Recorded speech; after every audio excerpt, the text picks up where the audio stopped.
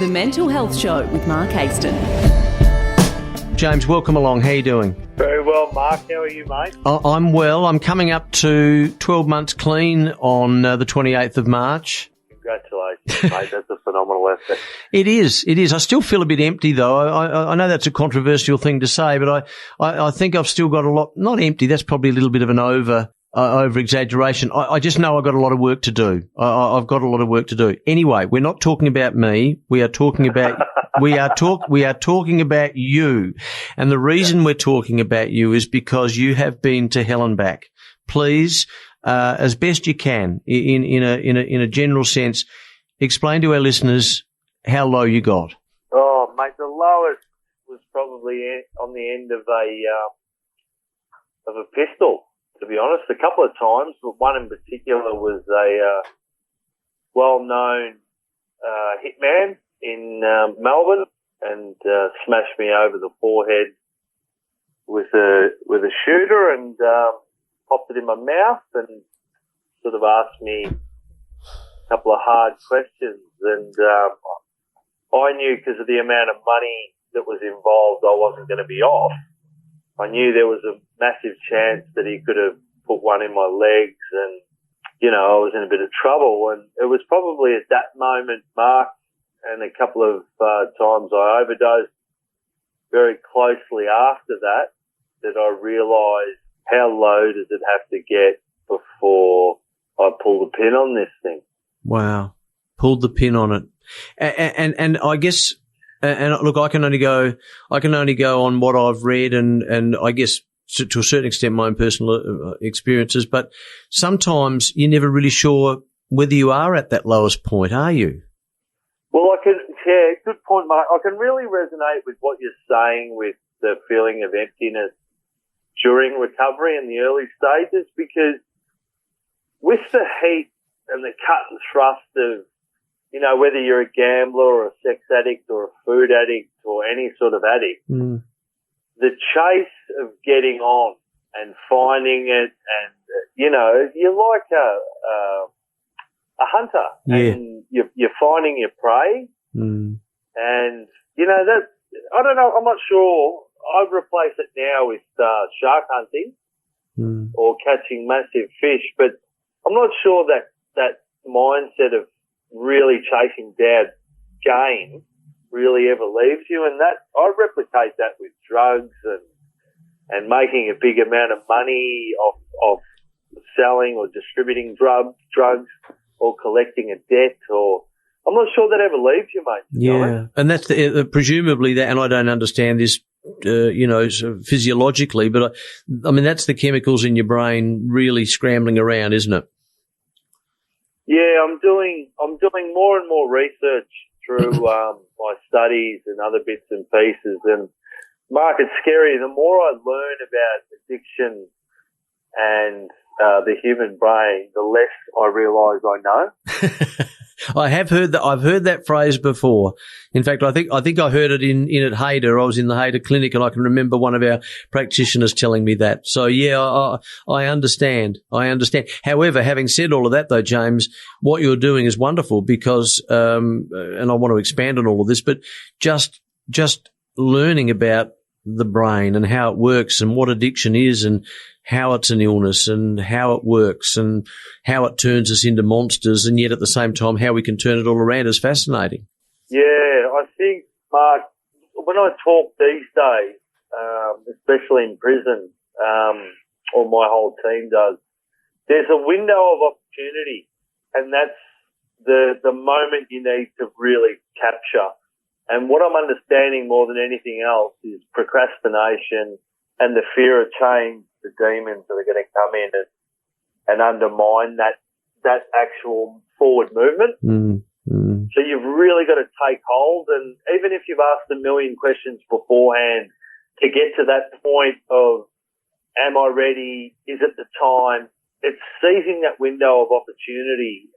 And it's not just addiction, it's mental health, emotional well-being, balance, whatever you want to call it. The second you feel that calling is the time you have to step up as a man or woman and seize it. Yeah. That is so eloquently put, and I can 100% understand that. The difficulty is doing it. Yeah. Absolutely, mate. Couldn't agree with you more. That's mate. the key, isn't it? Well, there's a lot of fear. You know, there's almost a fear of mourning, like you're leaving a person you've known for a moment in time, like you're letting them go. I know, and that's really scary. I know. But if you've done a little bit of research and you've started to surround yourself with people that have been through the cut and thrust of giving up addiction or tackling mental health, chances are you'll have a support network that is more than willing to be able to back you up and answer the phone calls of self-doubt in the middle of the night. That's the key, that network, because if you're at the pit of despair and you've got people around you that are also there, it's going to be, what do they call it, the itty-bitty pity committee? Yeah. But if you started asking serious questions about yourself, and that's the key to recovery and coming good, is asking really tough questions. And if you're asking those tough questions, chances are you're going to be surrounding yourself with one or two people that are going to back you. Yeah. And you don't want yes people either. Hey, I want to just go back, James, because we sort of we sort of skirted over it. Do you mind if I ask you specifically what your drug of choice was, and perhaps if you could be a little more specific about just how bad things got? Mark, you can go as hard as you like, mate. All right, thank you. Yeah. Well, if that's the case, I'll go with that question. Yeah. So for me, it was ketamine. I started with LSD, marijuana, moved into cocaine. I'm a high energy sort of operator as it stands. So speed and cocaine. I didn't really need it. I'm sort of the fella that needs to bring myself down, if anything. So it was marijuana, alcohol. Ketamine was a great drug for me because it allowed me to disassociate myself from my true self. Actually, if you don't mind me asking, and I'm showing my ignorance here, what is ketamine? Ketamine's a horse tranquilizer. Oh, for heaven's sake. Yeah. Jesus. Heavy duty sort of. I do remember you winning the third at Flemington about 4 months ago. No, my best was Caulfield, mate, 1,400 metres. Caulfield Guineas. Caulfield Guineas. Caulfield Guineas. Surround one 3 in a row of those. Yeah, they call me the Regal Roller. The Regal Roller. In terms of, and I know you spoke initially about that story about the guy with the gun and stuff like that, but how dangerous was your life when you were in full addiction? Just either getting drugs, or I'm not sure whether you were selling them or not. I know you alluded to that. I'm not sure about that, but you know, how dangerous was your world? Well, it was dangerous because my intake was anywhere from $3,000 to $5,000 a week. Oh, okay. God. So I had to come up with that sort of coin, and whether it was distributing or collecting debts or manufacturing, it was game on. Like wherever the money came, I needed to earn it, and because I wasn't knocking around with like weekend warrior peanuts that were, you know, just razzle-dazzle sort of wankers, to be honest. Yeah. I was rocking and roll with some serious heavyweights, Mark, and you know, I couldn't really get away from the fact that this was a serious business, and things got real, Mark, on a number of different occasions. Well, what do you mean by that? Yeah, look, I've had, as I mentioned before, I've had guns pointed at my head many times, and I've been called to certain meetings where I was really lucky to get away alive. God.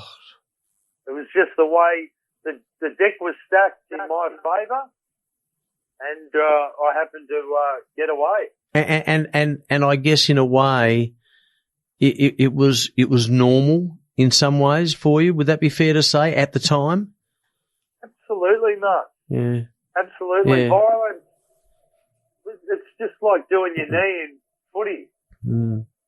Like if you come away with some scrapes or if you get opened up or, that's just the way it rolls. Yeah. James, how did you look? And this is fascinating. I could talk to you about this for hours. How did you?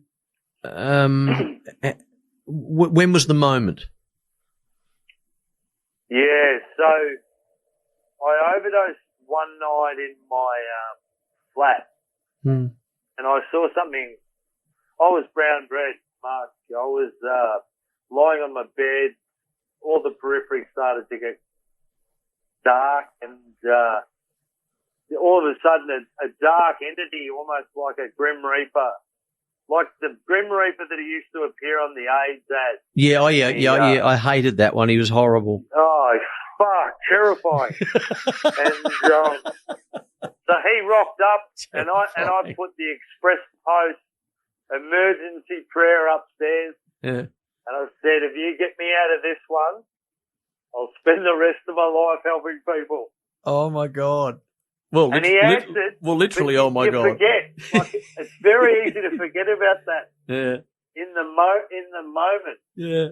But there was another time, Mark, when my addictions were out of control, and I ended up pushing my car up a highway because I'd run out of petrol.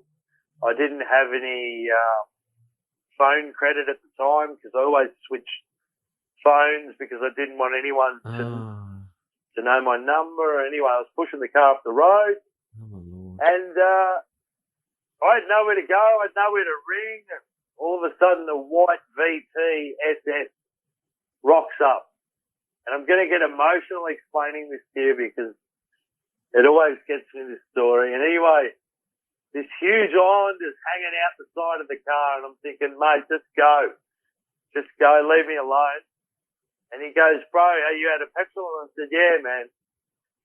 And he goes, have you got a jerry can? I said, actually, I do. So he goes, give it to me. I said, listen, mate, I haven't got any money. And he goes, just give me the jerry can, bro. So I give it over to him, and he does this massive burnout because it's a big V8. His missus is driving.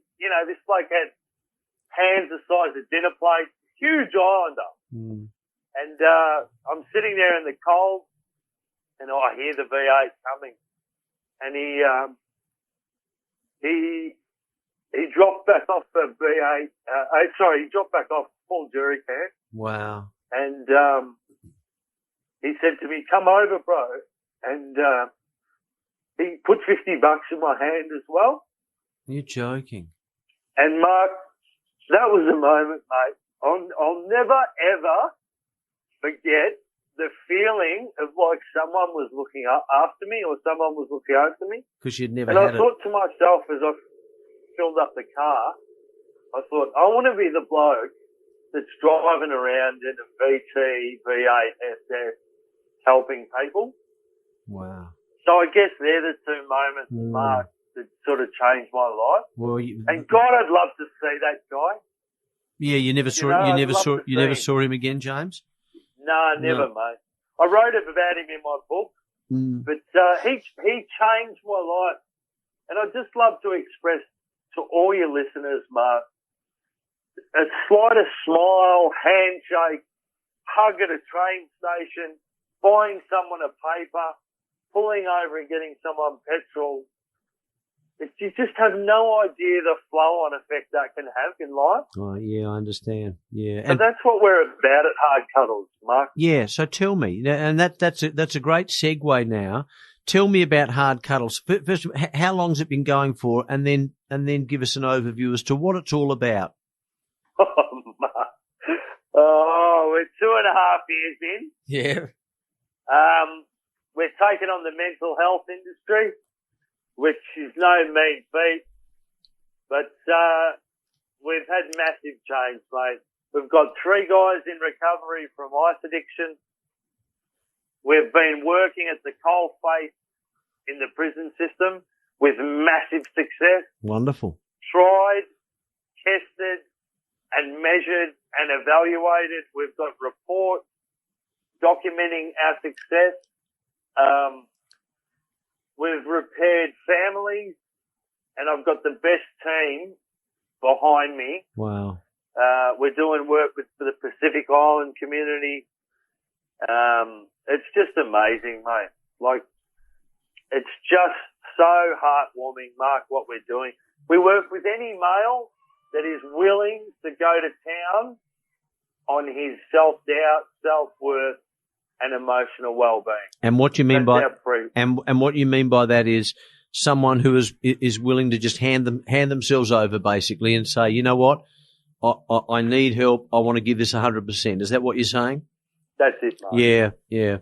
No, I understand. And to that end, unless someone is willing to give it a go and give it 100%, when I say it, I'm talking about any sort of recovery. And again, I'm not an expert. I mean, you know, I've just been an addict for all of my life, so I'm an expert from that point of view, but not from where you're coming from. But I do know that for me to get well, I have to give it my all, and that's what you're indicating there with these people that you're working with, and clearly they do, which is a wonderful thing. I mean, to have really great success in the prison system, mate, is brilliant. I mean, people shouldn't be going to prison anyway. This is a conversation for another time, but people shouldn't be going to prison because they're addicts.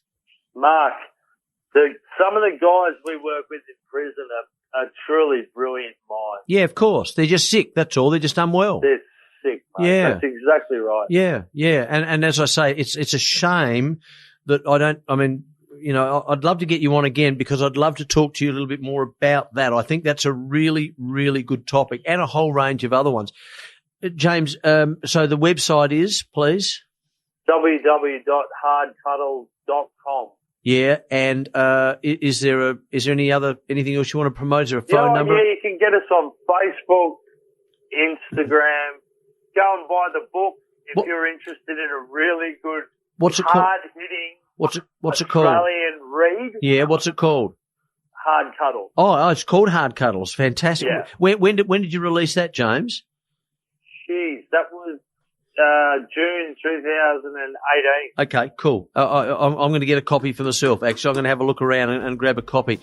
James, thank you. That was 25 minutes. I could have spoken for another hour, but I really appreciate you coming on. I appreciate your honesty, and I know that that's probably second nature to you now because you're doing a lot of this sort of stuff. But nonetheless, it still takes courage to say things about yourself. So I thank you for that.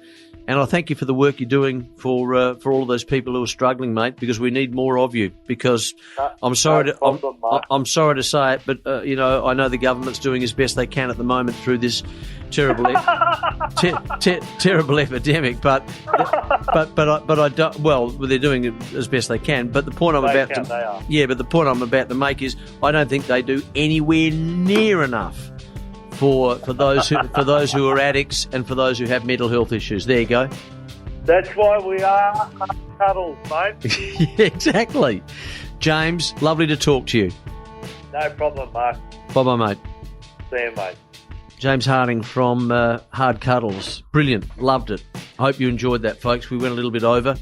But if you'd like to have a look at what James is up to, it's hardcuddles.com. www.hardcuddles.com. See and listen to more now at thementalhealthshow.com. This podcast is part of the Ozcast Network.